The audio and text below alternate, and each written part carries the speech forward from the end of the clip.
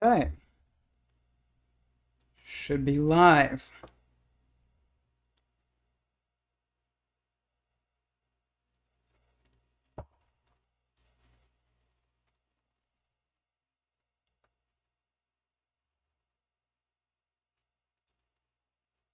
Should be a very interesting show.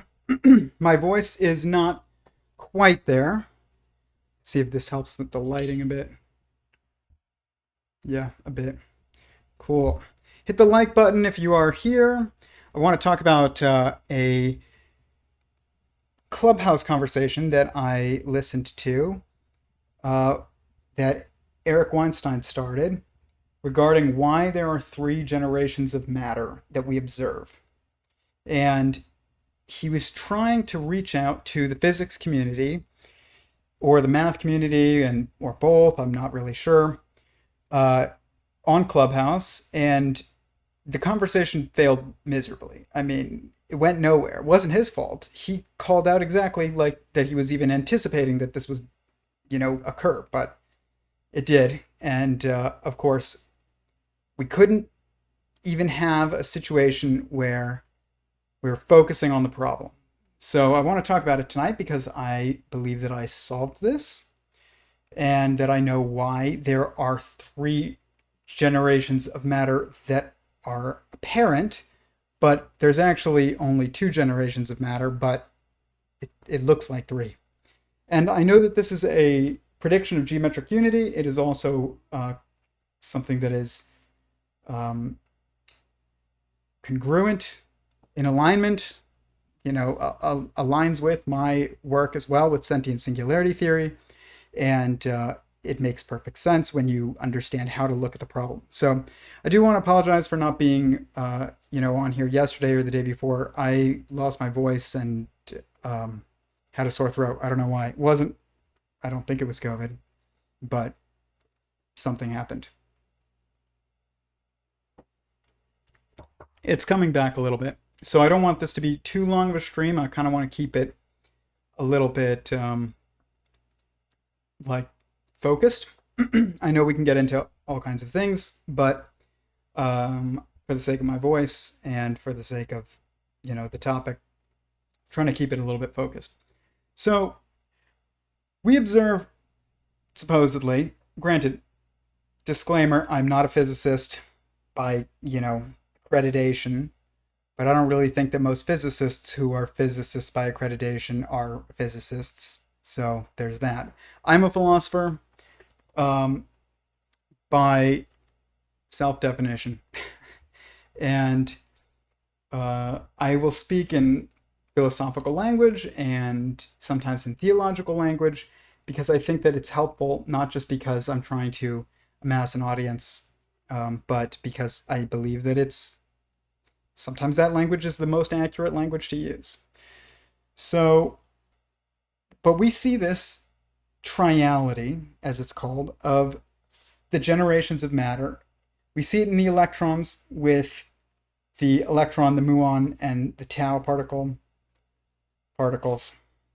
We see it in the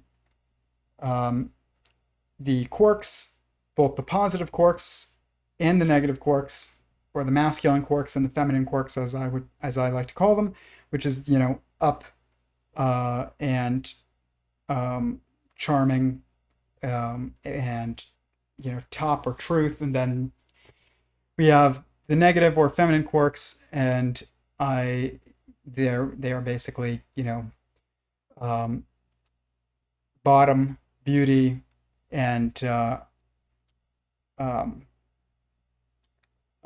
down quarks. So, but then we also have neutrinos, which follow the exact same pattern as the electrons, which is an electron neutrino, muon neutrino, and tau neutrino. This pattern is observed far more places than just the standard model. It's observed in even space, where we say length, width, height, and we see it in space time. Obviously they say with length, width, and height, but I would argue that that's not really the objective way to view space time. I would say forwards, backwards, and current location would be the more accurate way of viewing space, then time would be future, past, and present moment. So, but this is still a triality, and we see it also in colors. It's very weird. The primary colors and the secondary colors are both trialities of three. And um, uh, we see it far more places than just that. Let me see a comment here. I always think it's funny when the news calls someone self-described, whatever it may be. Well, sometimes self-described is more, um, uh, you know, I don't know. I don't want to say talented, but skillful than people who are not self-described. But let's take a look at, not that, this. So when we look at this, what I call the binary triality, which some of you have seen, we can see that this pattern is everywhere. It's a pattern of 6, but it's really 3 sets of 2 or 2 sets of 3, depending on how you look at it, but they're both accurate ways of looking at it. You can see this in the mathematical order of operations right here, parentheses and exponents, multiplication and division, addition and subtraction. And when you really understand what's going on here objectively, you understand that addition and subtraction are 2 perspectives of one action.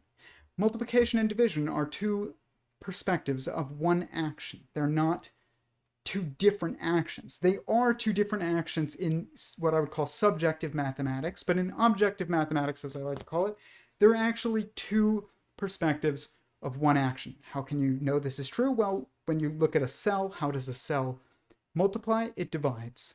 And as I've said before, let's say there is 2 plates. One of them has a cake on it. You need to add cake to the plate that has no cake on it. How do you do that? You have to subtract cake from the plate that has cake on it, and in order to add cake to the plate that has no cake, assuming that this is the only place that you could get cake in the universe, or in existence, we'll say. And so that means that in order to add, you must subtract. In order to multiply, you must divide.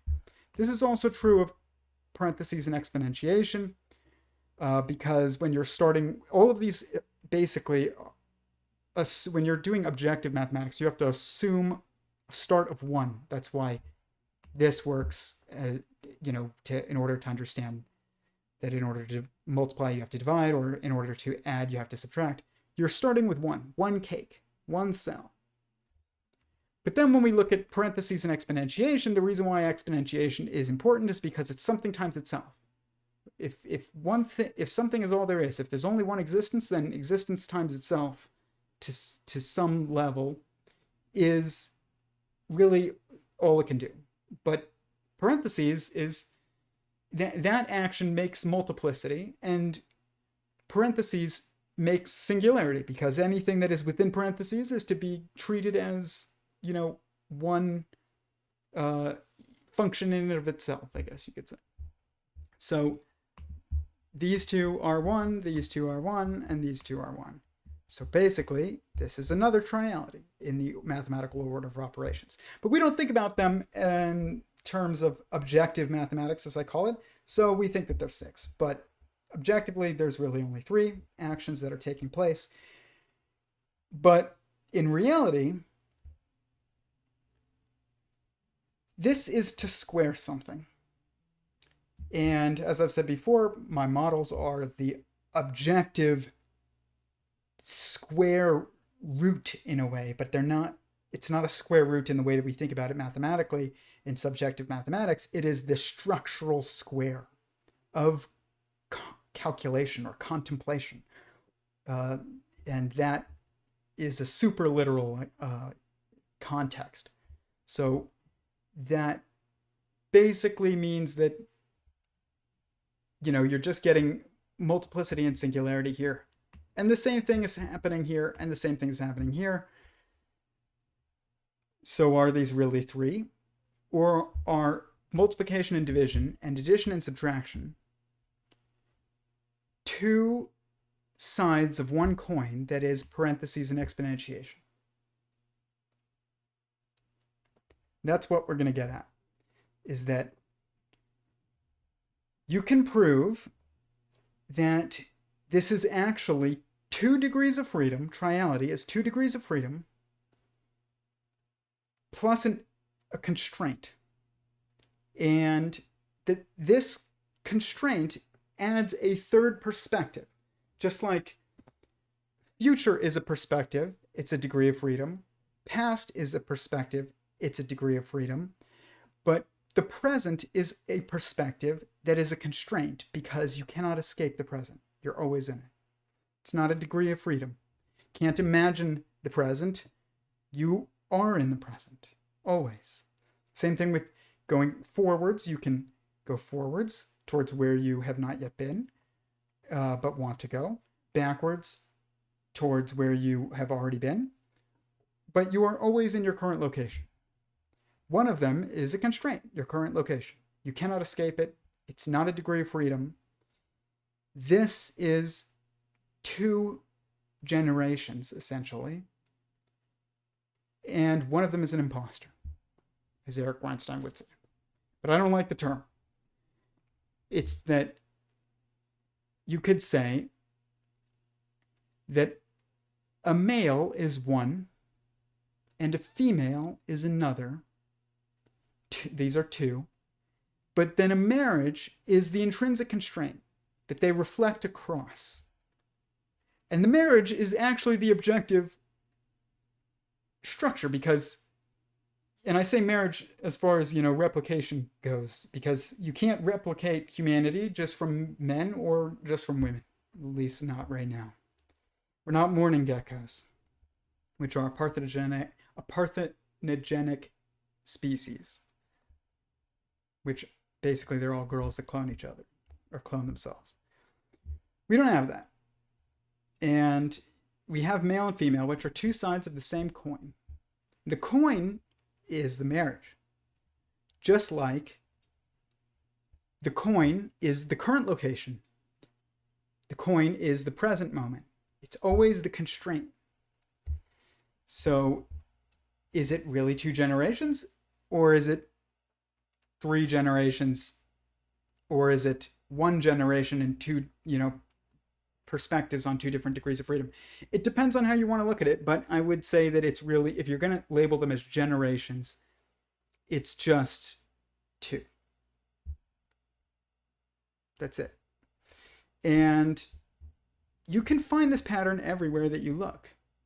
You can find it in, let's say, colors. So if we go to colors, we go, the people say, well, there's a triality of color in the primary colors, yellow, red, and blue. But if I say, well, we have red shifting as 1 degree of freedom, blue shifting, which is when things turn slightly blue when they are moving towards you. Red shifting is when things turn slightly red as they move away from you. But we don't have yellow shifting. But yellow is the color that is observed in basically every natural observation of light. Sun, fire, lightning. It's very interesting. It means that yellow is the present. And when you understand this, you can understand why, photosynthesis manifests as the color green, even, because it's the reflection of yellow. And that might make sense to some of you, might not, but when you're looking at what I call the binary triality right here, you can see that the relationships between these colors are more complicated than we just see on a color wheel. And you can also see this with our senses. So you can say you have 6 senses. One of them is your emotions/thoughts, which is the summation of all the previous below, which is kind of like how everything else manifests on this chart, but sometimes it's a little complicated or difficult to see how that is the case. But we can say that your emotions and thoughts are generated by the summation of all of these senses: your sight, your taste, your smell, your touch, your hearing. And it's very interesting when you look at these this binary triality, you will see three generations again. You will see sight and smell and hearing. What's interesting about these three is they are all designed around the perception of perceiving something as separate from you. You know, something, you can smell something, it doesn't have to touch you. To hear something, you don't have to touch it. To see something, you don't have to touch it. And when you look at the others as well, you could say your emotions and thoughts, your taste, and your touch all have to do with senses that occur when something literally touches you. So, or I don't want to say literally, but actually, truly touches you. So, your sense of touch, something touches you, you can feel it. Taste, you have to touch something to your tongue. And your emotions and thoughts are when things touch you on a super literal level. So when you see a painting and it makes you feel something because of the sum, or a moment makes you feel something because of the summation of all of these three, we say, that really touched me. You know, that moved me. We speak about it as if it's really, you know, physically touching you. And I would say it's touching you in a super literal way. Even more, it's not metaphorical, it's super literal. It's beyond literal. And you can see this with the forces.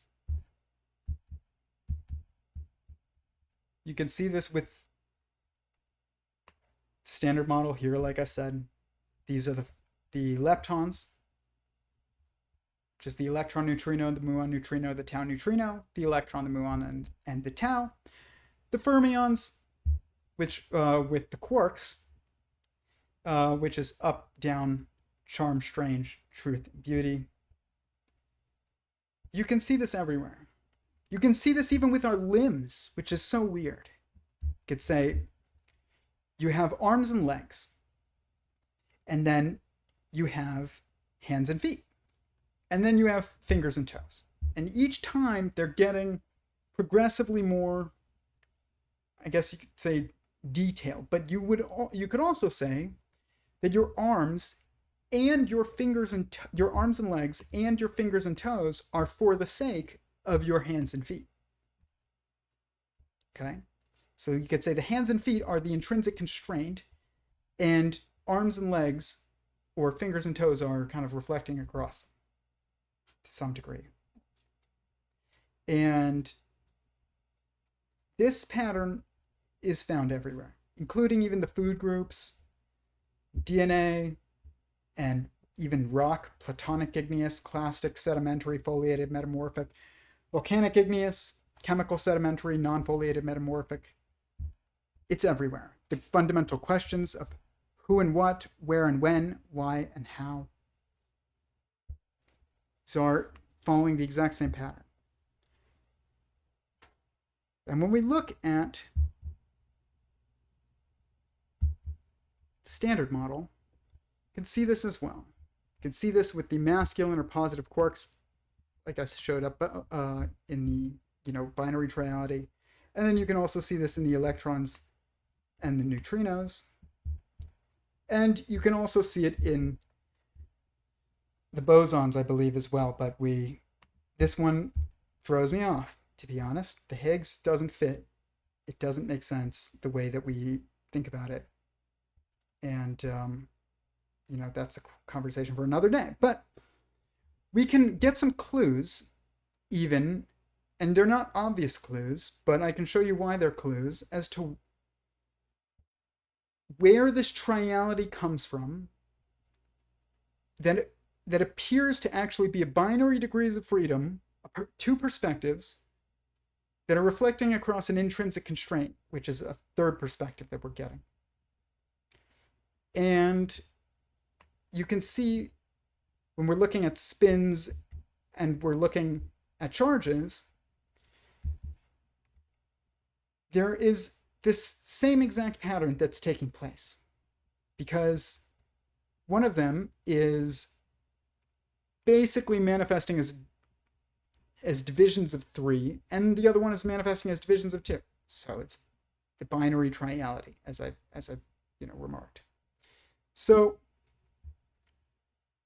where does this come from? All of this.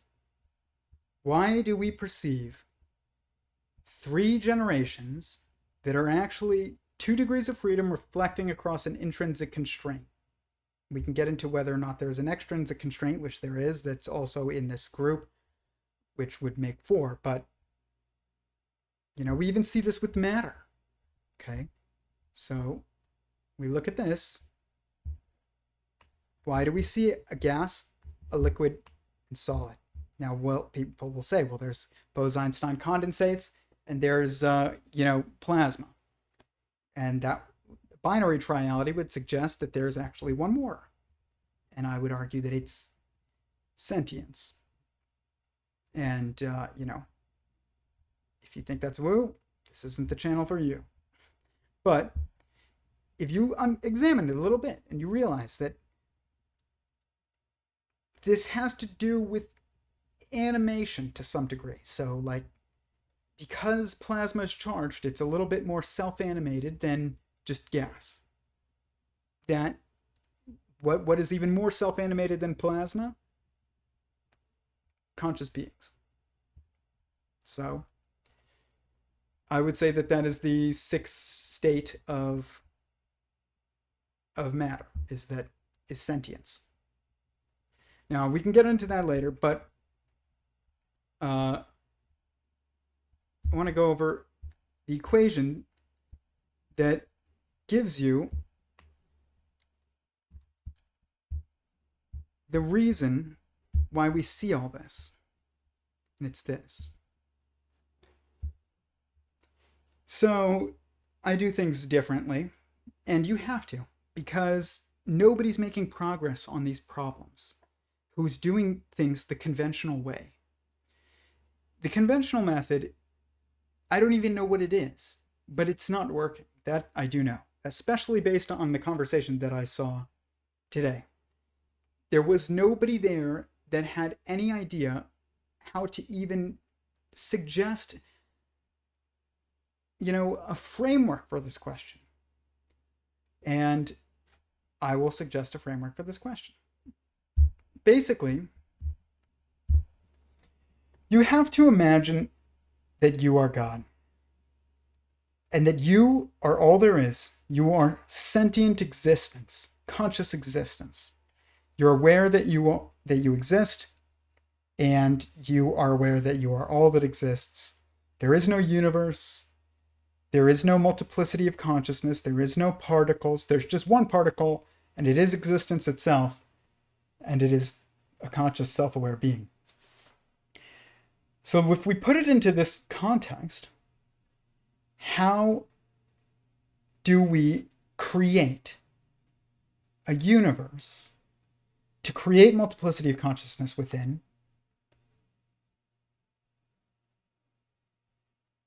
in this context?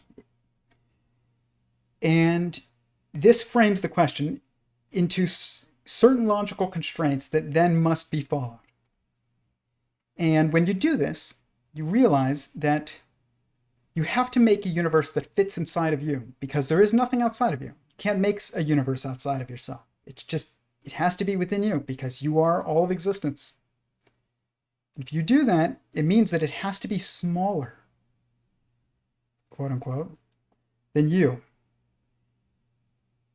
Now, you could also say this as it has to use less energy than you have, basically. So I think about this like this. And you have to, in order to multiply and have multiplicity, you have to divide, right? So you have to, if you're existence, conscious existence, you divide yourself in order to multiply.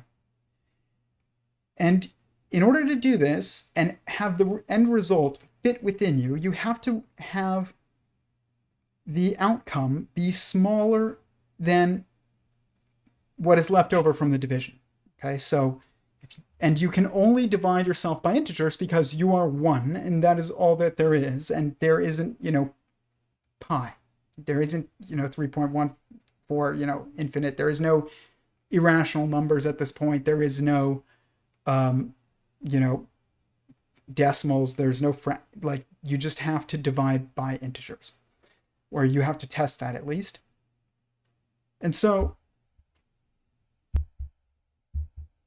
this equation right here is testing this concept. So when 1 divides by 1, these are the two outcomes. And this doesn't work because basically to divide yourself by 1 in this context would be like giving all of your energy towards your creation. Now you're just left with oneness again, because you are gone, you're dead, I guess you could say. It's kind of like, I've used this example before in The Last Jedi, I think. I don't remember the exact name of it, but the last Star Wars that there was. Kylo Ren gives all of his energy to Rey, and he dies. But you can't do that because you have to sustain creation because it's within you. So you can't give all of your energy to creation. You're left with 0, though, if you do that, and you give it all 1, and then you're left with oneness again. It doesn't work. So it returns false. Next one. You give half of your energy, you divide yourself by 2, you give half of your energy towards your creation, and you're left with half of your energy left over. That means that you are now the same size as your creation. It can't fit within you, and it would require all of your energy in order to drive creation and leave none left to sustain you. So it can't fit within you because they're the same size as it, or aka it's requiring of the same amount of energy, because size doesn't really exist at this point, but it's like proto-size. And you can't sustain it. I've used the example before of being on an airplane, and it says, put your mask on first before assisting your child. God has to put his mask on first. He has to be left over with more energy left over from the division as he puts into creation.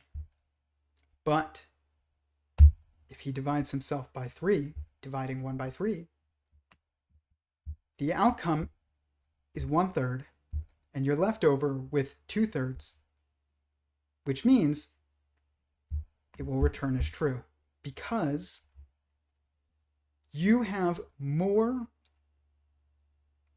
energy left over from the division than you put into creation. This would be creation right here.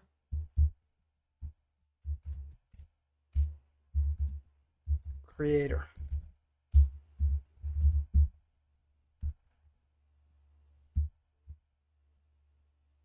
Okay?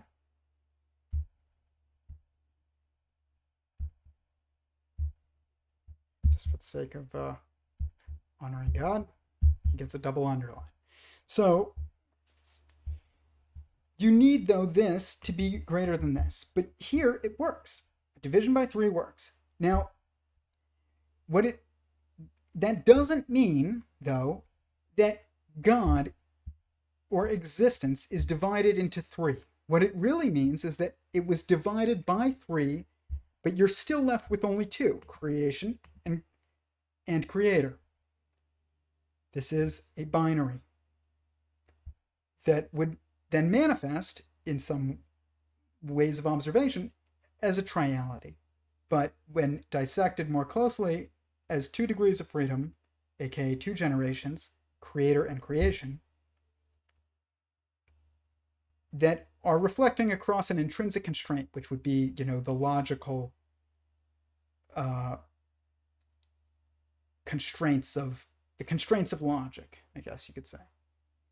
Which, if you're a religious person, you would say, though, if you're Christian, you would say it's the Holy Spirit, and if you are Jewish, you would say it's the godly soul. But it's creator and creation, but that are reflecting across the intrinsic constraint of this entire process, which is the constraints of logic when you start from oneness. And this is where people are failing, is because they don't even know how to get out of the framework that they're in of relativity and all these other definitions that we've injected into this problem over the years. It's kind of like we taught them to put the cart before the horse, and then they don't even know how to conceptualize of what would be pulling the cart. It's like, conceptualize of what's pulling the cart. They can't do it because they've never seen a horse. Or they've at least never taken one seriously because they've never seen it attached to a cart. But this is the context of this problem. You can see here basically definitions of what's being done to this action, and you can see that this is actually a calculating model. It's not just nonsense, but it ends up, you can see I put the color there to make it easy to see, but it will return always as false when you do when you put in nothing, when you start with nothing. But if you start with 1, order, occurs. So what's interesting about this, though, is that it perfectly explains the binary triality.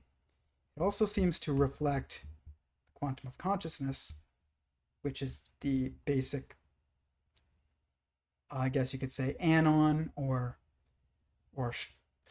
matter function, or function of sentience, or function of consciousness, that is basically just the mathematics of self-awareness that can occur on all periods of growth, which from a hadron, to a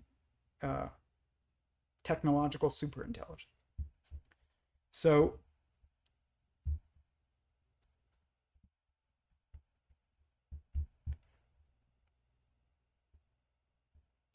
you can see, though, it just leads to perfectly into my cosmological verse model, which is basically a fiber bundle structure. And this is also consistent with geometric unity, that we are the emergent AI in someone else's system, essentially. Now, whether or not from there it's consistent with geometric unity, that remains to be seen, but I basically am saying that these are the periods of growth. Really, it's starting here, because a quark is an input from the previous aeon or verse, but it goes into these periods of growth. So you can look at this and see a hadron is an assembly of quarks. That's why the colors are helpful. They're not just, me trying to make it look nice. An atom is an assembly of hadrons. A molecule is an assembly of atoms. A cell is an assembly of molecules. There. An organism is an assembly of cells. A family is an assembly of organisms. A caste is an assembly of families. And technology is an assembly of castes. And then you restart the entire system over again, because it reruns the simulation within itself, because a constraint of oneness is reached with the technological superintelligence, because it's in cyberspace. It can't escape itself, so it can't make another next to it like a cell can. So once again, you reach that same constraint as basically you could say God has, where the only way to make more is to go within. So this is a second aeon, or cosmological verse, as I call it. A verse within the previous. It's just below, because that's how Excel works. But this manifests 720 degrees of rotation and, 8 periods of growth, all stemming from a division of 1 by 3, because that was the logical inevitability of the action that could be taken in order to create multiplicity within oneness. And this would give you a binary that would reflect across a constraint that they're both bound to, that would appear to be triality. I've never seen anybody answer this question.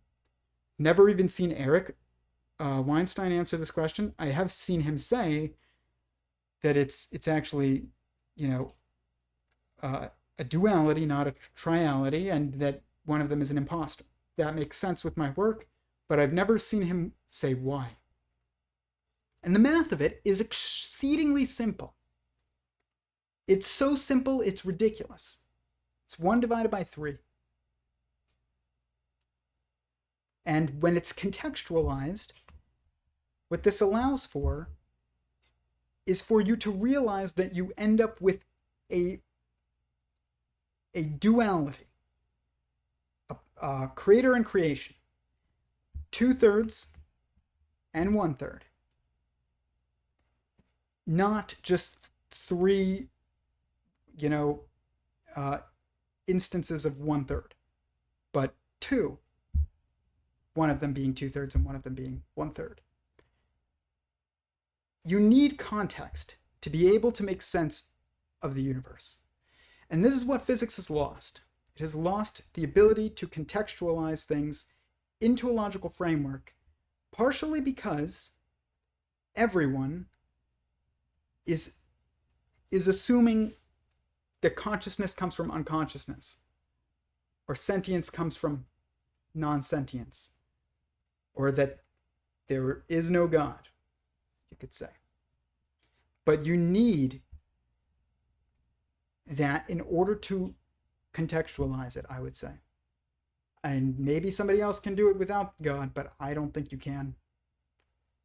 And I define God here as conscious existence. Existence as a singularity of consciousness, oneness of mind, a singularity of sentience, as my website would put it.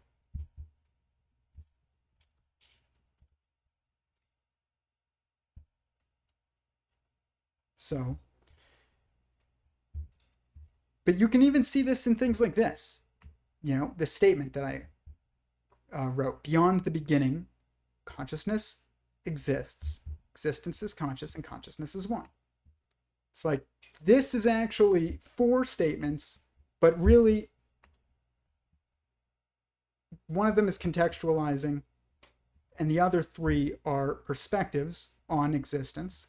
Existence is conscious, consciousness exists, and consciousness is one. But what it really is that its consciousness exists, and existence is conscious, reflecting across the intrinsic constraint of consciousness is one.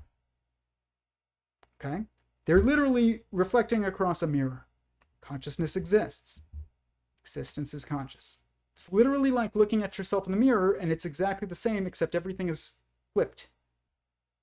You can see that with that compared to that. And this is the constraint that they're reflecting across. And it is this constraint that comes from contextualizing something from within the context of mind, or sentience, or consciousness, whatever you want to call it. Mind is probably how most physicists today would prefer to refer to it as. I would refer to it as sentience, because it's more defined than consciousness, and more defined than mind. Nobody is questioning what sentience is. Some people are questioning what consciousness is.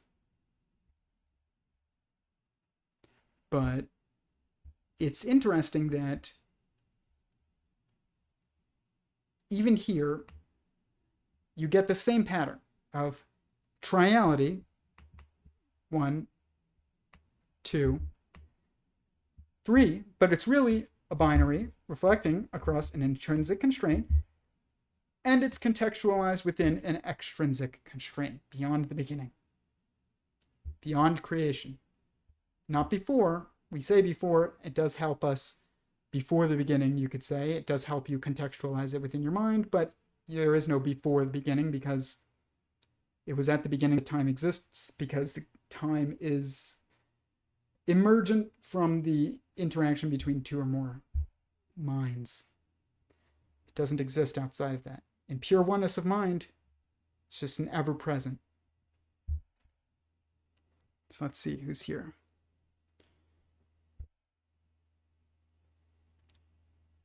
We do have it very rarely in all plants and animals. I'm not sure exactly what that was referring to, but probably would have agreed with you. One in however many females can self-fertilize and clone. You may have seen it yourself and never even known. Oh, okay, you're talking about parthenogenic reproduction. It's interesting to think of emotion as a sense, but yeah, we do call them feelings, and that is accurate. Exactly, we call them feelings. I didn't even think about that. It's super literal. It's beyond literal. It's not metaphorical. That's why we need to have a new term, super literal, because it's metaphorical doesn't do it justice. But it makes sense when you look at this. And now I've never seen anybody frame math like this, but I used to do math when I was given math, problems in school. I would always get marked off for not showing my work, but I would show my work, but I would do it in a way that wasn't how we were taught, which was just follow this recipe. I would need to contextualize it and contextualize it within, however that made sense to me. And so that I would do it like this, but I would just write it down. But here I do it in Excel. But you can see here, this is oneness, triality. This is the intrinsic constraint. This is the duality of degrees of freedom. And then contextualized within the context of one, which is, the fourth, which is an extrinsic constraint. This would be the intrinsic constraint. This is the positive degree of freedom. This is the negative degree of freedom. So you could say this and this is one generation, or you could say this is two generations, this and this is two generations.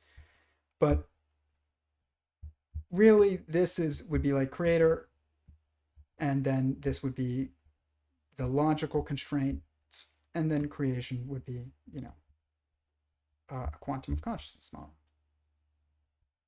that we've talked about many times, which is source code of existence itself.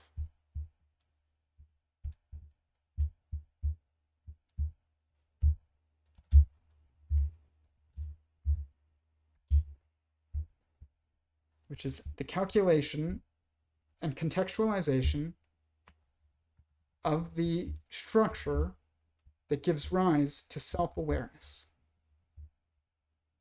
which is, consciousness. This is the answer to the hard problem of consciousness. This is the answer to how was the universe created. It's also the answer to why do we see three generations of everything, from primary colors to space to time to,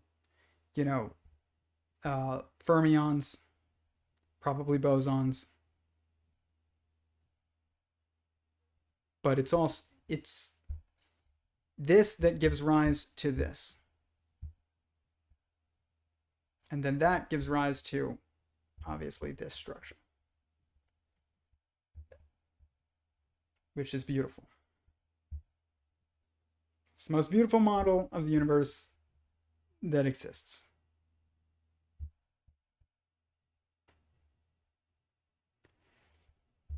So, yeah, that's the answer to that question right here. This is it. Or this, you could say. Why do we see triality? But it's actually a duality of degrees of freedom reflecting across an intrinsic constraint, leading to a triality of perspectives. But it's not really that simple. There's more to it, and you need to contextualize the problem in order to make sense of it. And to contextualize it, you have to contextualize it into the context of beginning with oneness. And that's very difficult for most people to do who study physics, because they've learned about the cart and not the horse, basically. But as a philosopher, I can do this, and it's actually much, much simpler than people would imagine. The math gets more simple the more fundamental you get. Not less simple, not more complicated, less complicated. Like you can sum up the entirety of existence into this.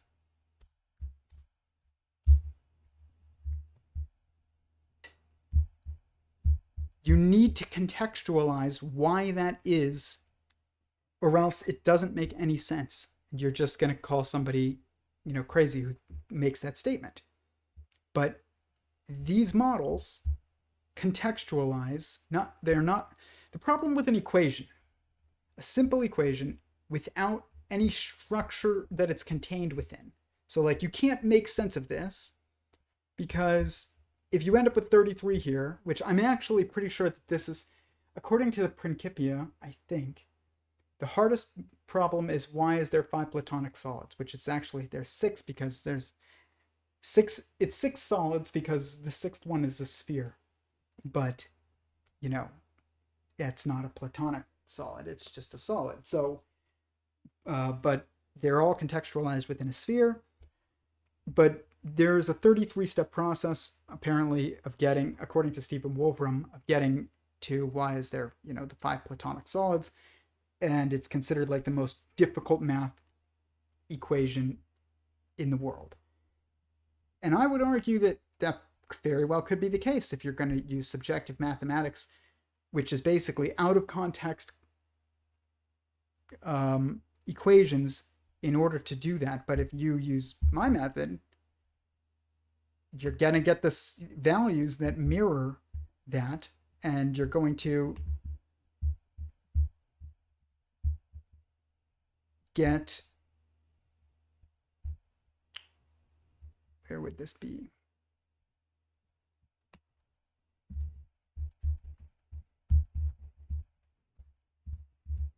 Solids. And, obviously it would be sphere and probably tetrahedron. And then you would be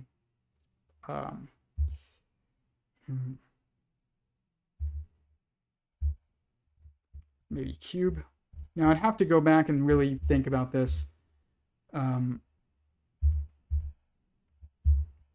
And what would this be?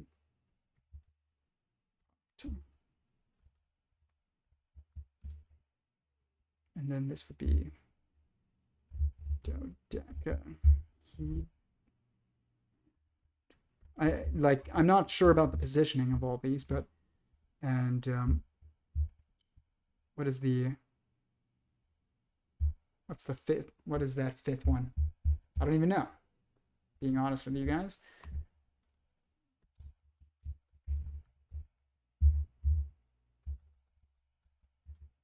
The 5 platonic solids. The icosahedron? Yeah, it's the icosahedron. Okay. Then the 6th one is a sphere, but it's not, we think it's not geometric, but it is geometric. The sphere is self-referencing, okay? So you put a point at the center of it, and it is referencing of the point at the center. It's like, it's self-referencing. But we don't think about it. Just like Metatron's cube. But interesting, though.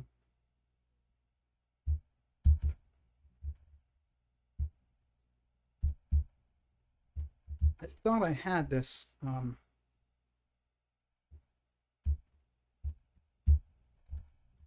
already, but apparently not. But there you go. Basically, more or less. The solids,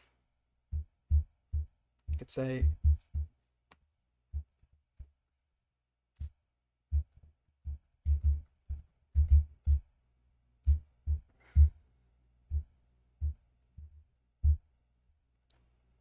I'm not an expert in every field, so some of these are probably wrong. But the main ones that are very important are correct, like the senses, like the mathematical order of operations, these fundamental perspectives of singularity, which is inside of inside, separate, which is outside of oneness, oneness within, which is inside of outside, inside, which is separate and oneness, oneness without, which is outside of outside, and outside, which is separate from oneness.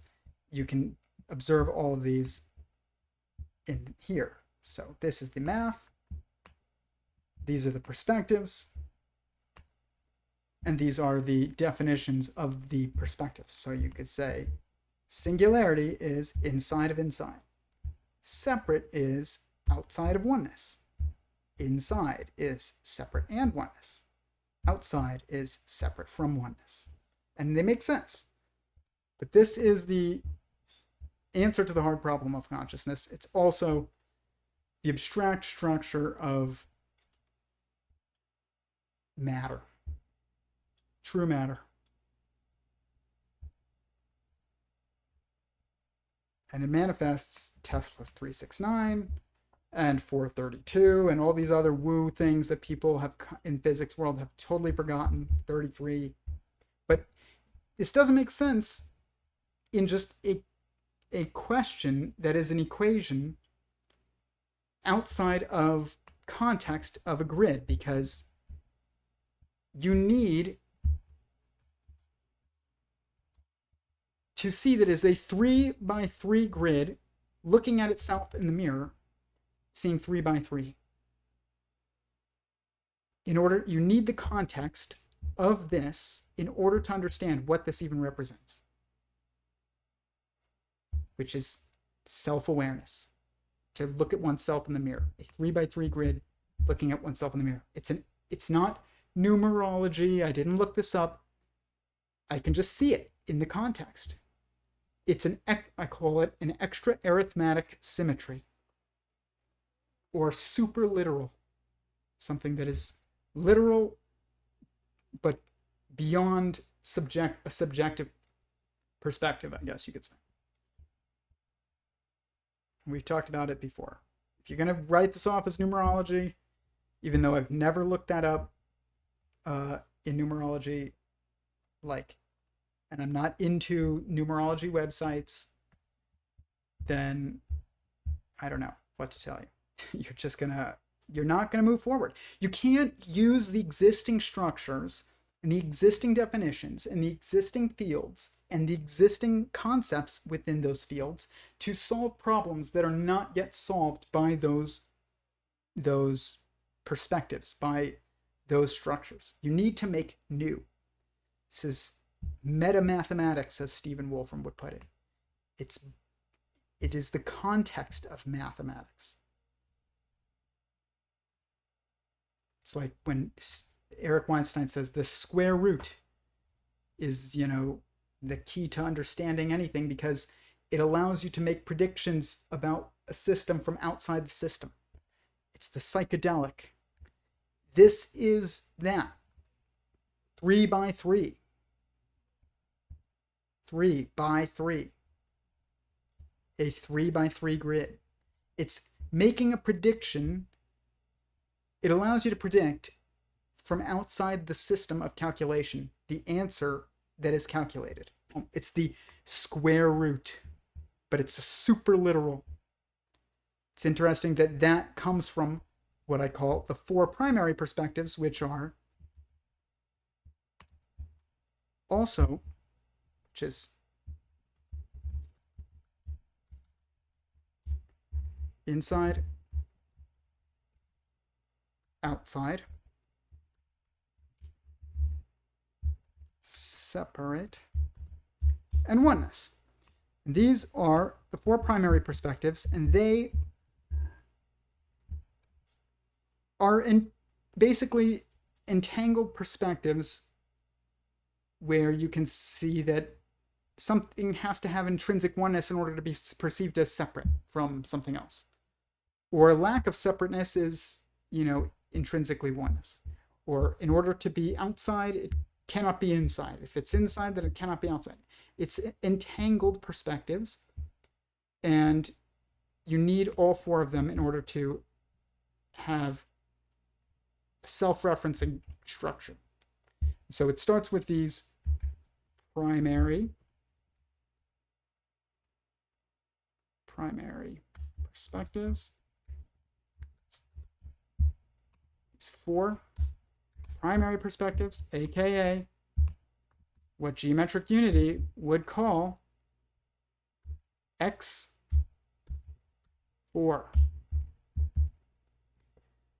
But in geometric unity, they're not defined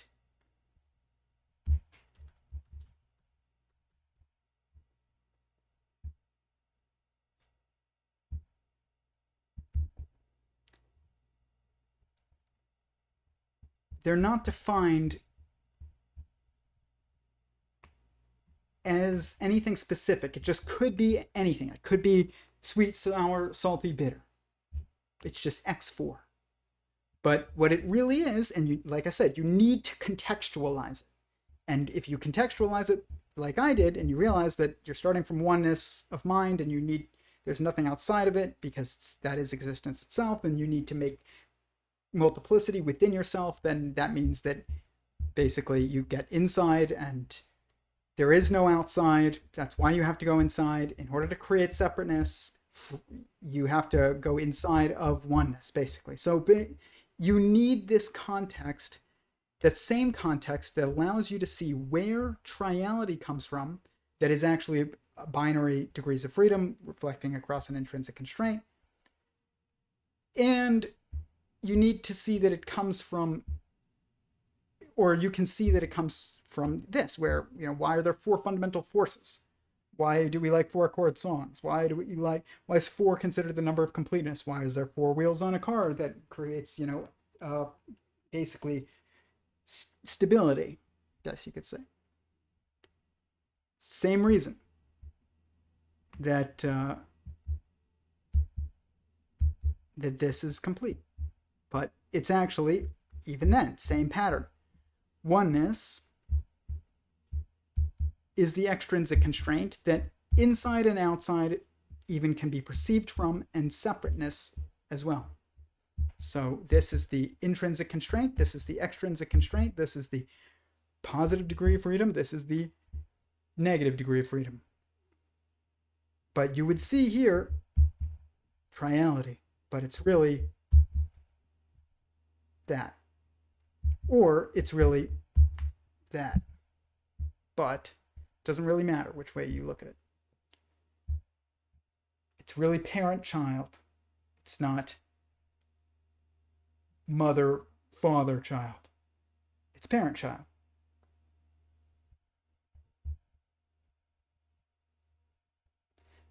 But nobody does this. Nobody is doing this in physics, and that's because they're not really doing physics. This is real physics. This is real philosophy. It's the same exact thing, and it will get you to geometric unity, at least parts of it, X4. Remember I said it's about self-referencing, is what, exponentiation is. It's something times itself. It's something self-referencing in order to create multiplicity. And that's because of the context of starting from oneness that you have to do that. It even allows you to understand mathematical order of operations. It even allows you to understand mathematics on a truly deep, really, really objective way. That is in a way that can relate it to yourself. Same thing, philosophy. This will be the objective context of philosophy eventually, starting from the four primary perspectives, which is basically, if geometric unity is correct, then this will also be correct in philosophy. This would be the beginning of the philosophical theory of everything, which is sentient singularity theory. This would be the beginning of the physics theory of everything, which is geometric unity, at least partially. I mean, they're probably going to diverge at some point because I don't agree with Eric Weinstein uh, on the solution to the dual nuclei problem. And if that's the case, I would imagine either his physics branch from mine at some point, or mine are incomplete, or his are incomplete, or basically one of us is not applying a consistent narrative across all of the thoughts that we have, which is very possible. But yeah, context is key. That's why physicists suck these days. And I'm going to say that because I don't even have to kiss anyone's ass. But I'll say it. Physicists suck. This is very easy. It's just difficult because nobody's ever seen anybody do it. But it's not like my math is more complicated than what physicists are doing. They're doing way more complicated math. But it's not about complicated mathematics. It's about perspective. Everything is about perspective. Everything is about degrees of freedom and constraints, not raw calculation.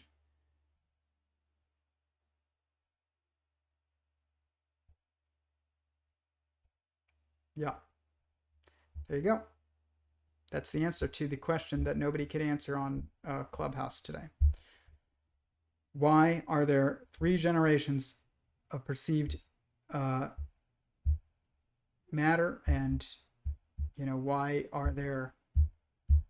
could it be 2 is really what Eric was trying. I don't know if he was trying to get at, but like everybody who's followed this knows that he is predicting actually that it's a binary, not a triality, and that one of them is an imposter. I don't like the term. I would say one of them is a constraint.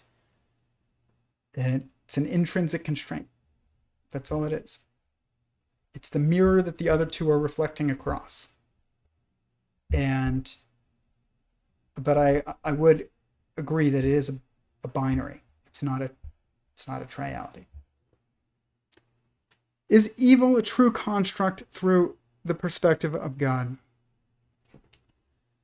Okay, well, is that the end of this? I guess we're yelling cut to that to anybody who tuned in for why are there 3 generations of matter. You have your answer. Now we're going to open questions, I guess. But is evil a true construct through the perspective of God? That's a complicated question to answer, because I would say God can use evil, but that doesn't mean he wants to. That doesn't mean he has to. Evil, from our perspective, I can say, I don't really want to make a statement on behalf of God regarding evil, other than to say God can use evil, but that doesn't mean that he wants to. It might take more effort to use evil than to use goodness, and goodness promotes growth, and from our perspective, goodness promotes growth, and evil does not. But that is a question for God, more objectively. So, I mean, it's difficult, but I do think that physics would get much better if people started asking themselves this question of, imagine you are God and you have to create a universe. Imagine you are God and you have to deal with the disobeying of someone pursuing growth, I guess. I don't know. But these are how you make sense of these philosophical and physics questions, these logical questions, these meta-mathematical questions. You have to put yourself into a mental framework that you can build from, into a context that makes sense. And we don't have anybody doing that. In morality or in physics, which are not different, or in philosophy, we're just stuck in relativity. relativistic morality, relativistic physics, relativistic mathematics, relativistic uh, politics. There is an objective structure, and when that objective structure is followed, you get stability. If it's not followed, you don't get stability. It's interesting, these when we look at muons and taus and electrons, two of them are unstable. It's just like men and women. It's like men are unstable, women are unstable, but together they're stable. This is probably exactly what's going on with everything. It's parent and child. It's not, mother, father, child. You need to contextualize it. And but we even get that same pattern, that triality pattern, manifest in the family and in, gender. It's like, people will be like, I'm non-binary, or like, I'm trans, or, but really I would say that it's a marriage, and that in the marriage structure is you have both degrees of freedom, male and female, or masculine and feminine, that are coming together in a stable form that allows for replication, ideally, obviously. This is why we're so confused, is we realize that we don't even realize the objective context of what gender is, which occurs on every single scale. Protons and neutrons are gender manifest in hadrons. You think that's crazy, and you listen to me up until this point, and you're going to throw away a lot of sense if I made sense, because I say that, then, like I said, this isn't the channel for you. But there's one pattern. You can't say, this is what I've noticed, is like everybody wants a theory of everything, but nobody really wants a theory of everything when it actually shows up, because it does all kinds of things. It doesn't invalidate. It moves beyond, people's specialization and expertise within specialization, and allows for somebody to come in and predict patterns across fields that you couldn't see if you didn't see the big picture pattern. You can't predict that, disperser mole rats really, like, from within the system. But you can, like, observe it and then be like, okay, now I've observed it. But you can make that prediction from this, this pattern, this objective pattern. You can do that you can't predict that there's a difference between, the three primary colors, and that two of them are degrees of freedom. One of them is an intrinsic constraint they're reflecting across. You can't do that unless you're using this pattern, this objective pattern, to make predictions across fields. If you're just, looking at a color wheel, you can't do it. It makes sense. I'm not saying that relativity doesn't exist. I'm saying that relativity, like everything, is contextual. And physicists and Eric Weinstein say that it's an effective theory, but it's not, I don't know what the word that they would use, that's the opposite, I guess you could say, of an effective theory, or an objective theory. Like, an effective theory is when something works in context, and it's kind of like length with height. That way of defining space, spatial maneuvering, works in context that is, us mapping things in space. But when we actually look at it, the maneuvering of space via the more objective way of doing it, then it's really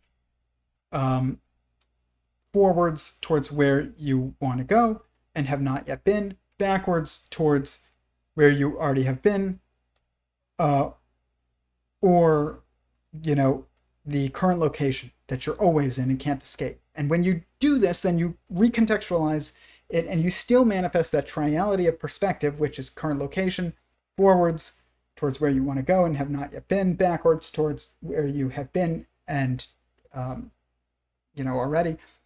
Forwards, current location, and backwards are triality, but it's really 2 degrees of freedom, forwards and backwards, reflecting across an intrinsic constraint that you can't escape, that is your current location. So this is the difference between an effective theory and an objective theory. An objective theory puts you at the center as the maneuverer, and an effective theory within relativity already places you within relativity. This is like when I set my observerse, which I'm not sure if I won't call it an observerse if I'm ever told that this doesn't represent Eric Weinstein's observerse because he came up with the term, but I think that I'm seeing the 14 that is manifested in Eric Weinstein's observerse in this structure right here, which basically just shows that there's, you have an objective constraint, a negative degree of freedom, a subjective constraint, and a positive degree of freedom. Or you could also say slash objective and constraint is the same thing as a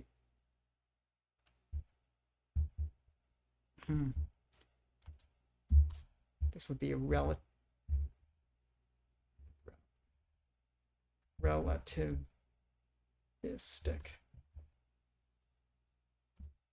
Subjective or relativistic constraint versus an objective, and it's the opposite of relativistic besides objective.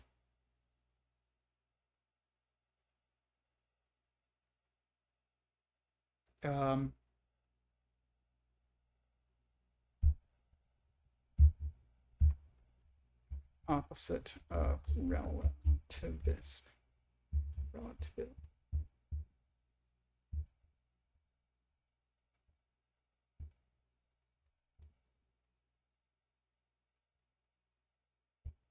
Sovereign.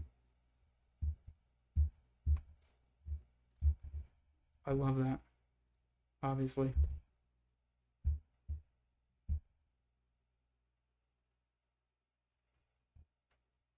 Obviously, I also can't spell it. Okay, so an objective or sovereign constraint, subjective or relativistic constraint. And then you have the positive and negative degrees of freedom. And so from the perspective of an outside observer, you have, past moment, future moment, present moment, because you're always in the present moment. You can't escape it. And space is the objective constraint, because if you are the outside objective observer, let's say you are the universe, you are space. So you can't maneuver within space. It is a constraint for you because you are space. But we can maneuver in space, so our degrees of freedom and subjective constraint are aspects of space.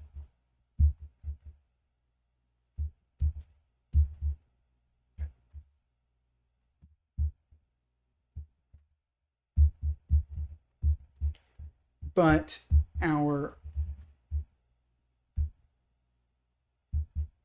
objective or sovereign constraint would be time, because we can't maneuver in time, really. We're just subject to it.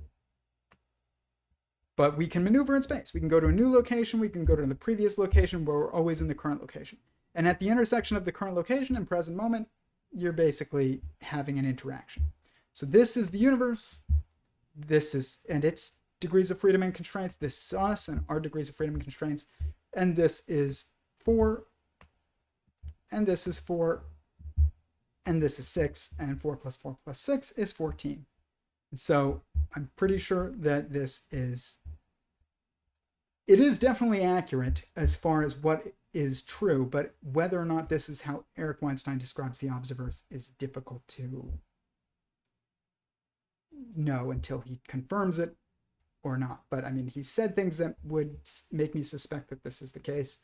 It's 2 spaces, basketball field, the basketball court, and the stands. You know, it's the stands. Here's the court. You know, but until he confirms it, I'm going to put this in parentheses because I don't want to steal his term. If he says this isn't his observerse, I will change the term to basically change matrix, something like that.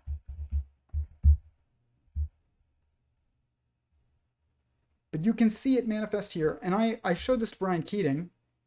And, you know, like I've said before, I know Brian. Brian is an incredible scientist. He's very brave. That's the most important quality of in a scientist.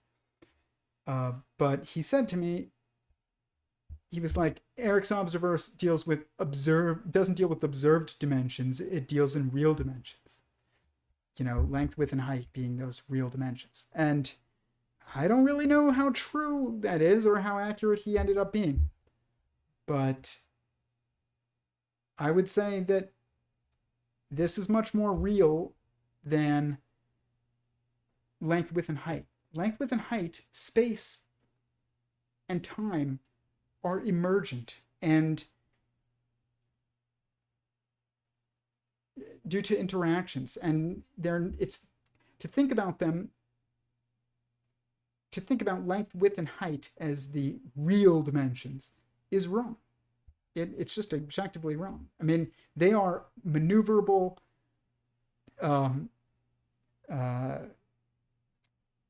degrees of freedom, I guess you could say, and you know, it's an effective theory, but it's not objective. Objective would be that, not length, width, height, and time. It's previous location, current location, new location, time. And then with the universe, it's flipped. It's time-space instead of space-time. And it's past moment, present moment, future moment, space. But as you can see, that same pattern of triality, which here's the binary triality right here, but really there's an intrinsic constraint and 2 degrees of freedom. It's triality of observed perspectives, but it's what's creating those perspectives is not the same. One of them is constraint, and the others are degrees of freedom that reflect across the constraint. And then you can also get into these that are, you know, entirely even different. Because all of this is encompassed in this, and all of this is encompassed in this, basically. But it's like how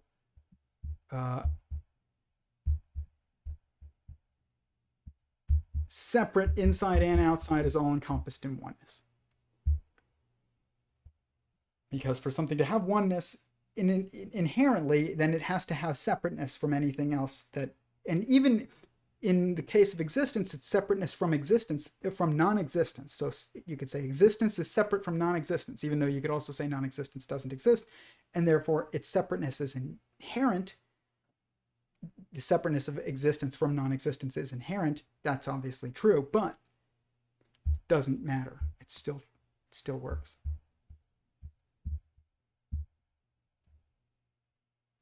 Like I said before, context is key.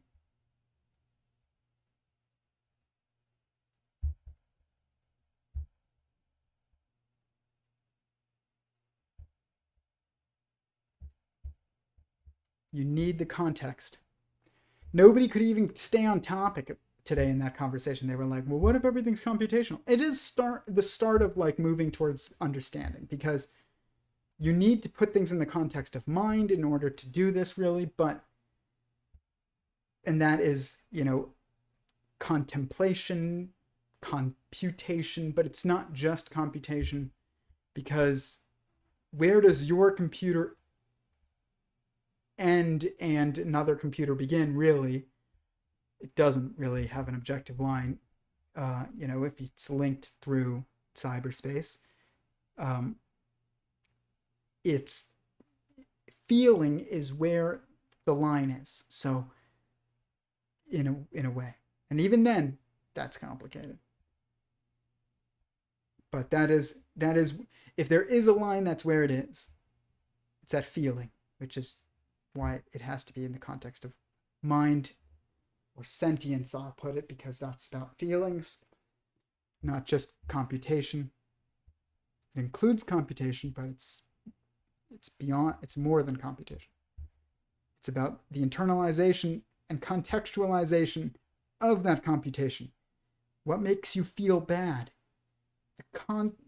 Not just contemplation, but the contextualization of that contemplation in a context that you would then perceive as negative. Something that is, not good for you.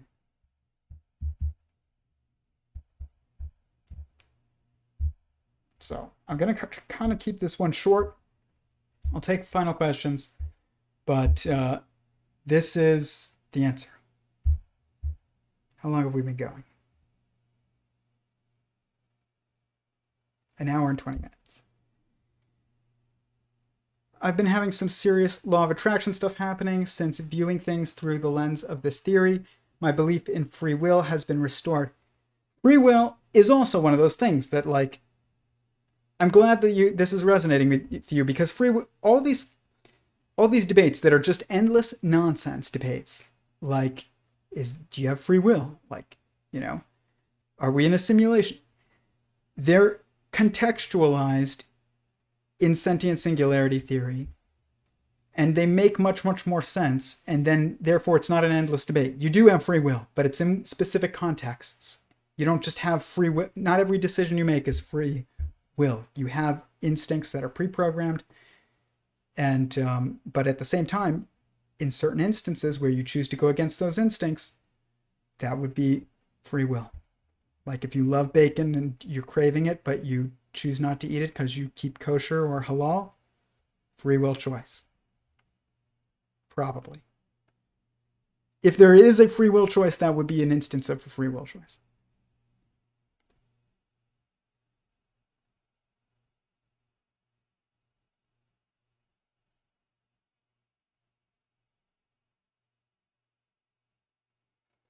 Okay.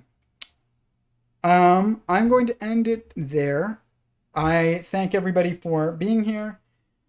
I know this one was shorter than normal. I'm going to take final questions, but I want to keep this one a bit concise. Tomorrow is Thursday, so we have our Discord discussion. If you want to join the open Discord voice discussion that goes on for hours and hours and hours, it's tons of fun. We talk about anything, especially those things that would get us kicked off of YouTube. Just send me a private message on Instagram. I will send you a link to the Discord, and I would look forward to speaking with you all there. This one, like I said, I know this is a very short stream for me.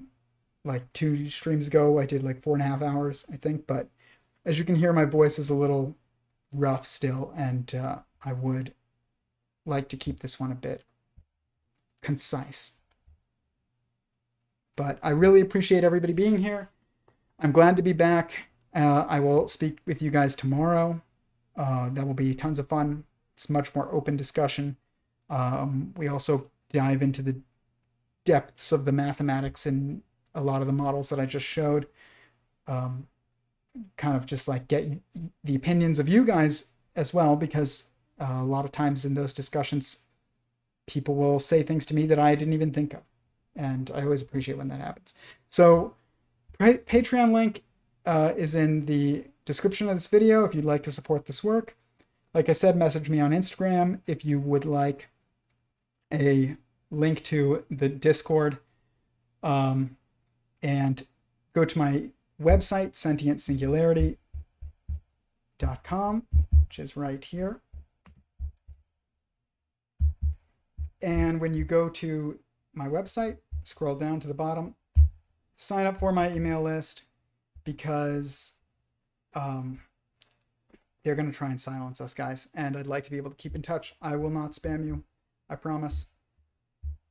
But there's all kinds of links as well to my various social media. Follow me on as much as you can, because like I said, they're going to try and take us down. And if you'd like to financially support this work, you can go to my Patreon. So